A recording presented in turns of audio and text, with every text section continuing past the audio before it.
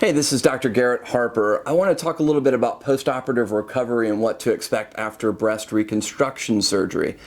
So there's several types of breast reconstruction. The one that we do mainly here is an implant-based breast reconstruction, meaning we start with devices that are called tissue expanders. So these are temporary devices that are placed underneath the mastectomy flap at the time of mastectomy. Rarely are we having to delay the mastectomy and the insertion of these temporary devices. It really makes it to where the patient has one recovery process after their mastectomy, which makes it much more patient-friendly. So you will go home typically the same day after breast reconstruction because we've been able to do local anesthetic blocks to the chest wall that really make recovery much more comfortable for the patient. Every patient will go home with one drain, and we will record the drain output on a daily basis. You will record how much comes out, and then we will also take a look at the quality and nature of the drain output before removing them. Typically, it's not for the second week before we remove those drains after a breast reconstruction.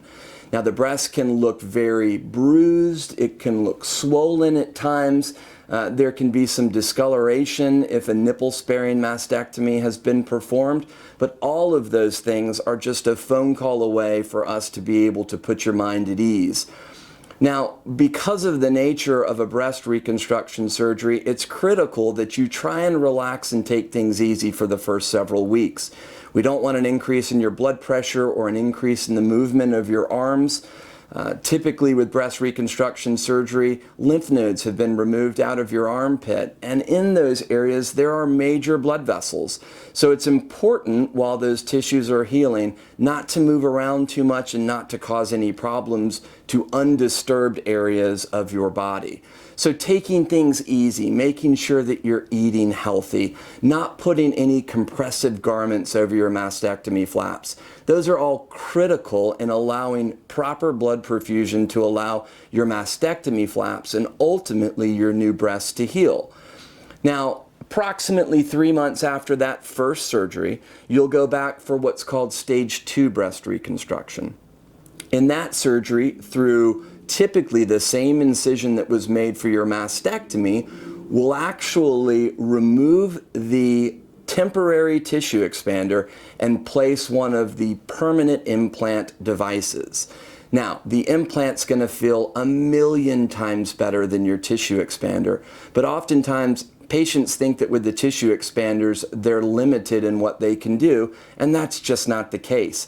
I've had plenty of patients that have gone on beach trips, worn bikinis with tissue expanders, trained for triathlons with these tissue expanders. Sometimes the tissue expanders look even better than you did before, but our goal is that after that second surgery, your breasts are even prettier after breast reconstruction than they were to begin with.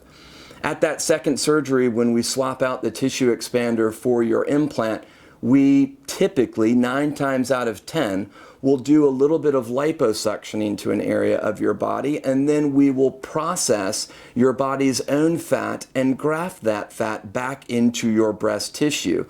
Now, this will cause bruising and swelling at the area that we liposuctioned. It can also make some increased bruising in the area of your breast. But ultimately, once those grafts take, and once your body has healed, it's going to provide more soft tissue coverage and a prettier, softer, more natural result in the end.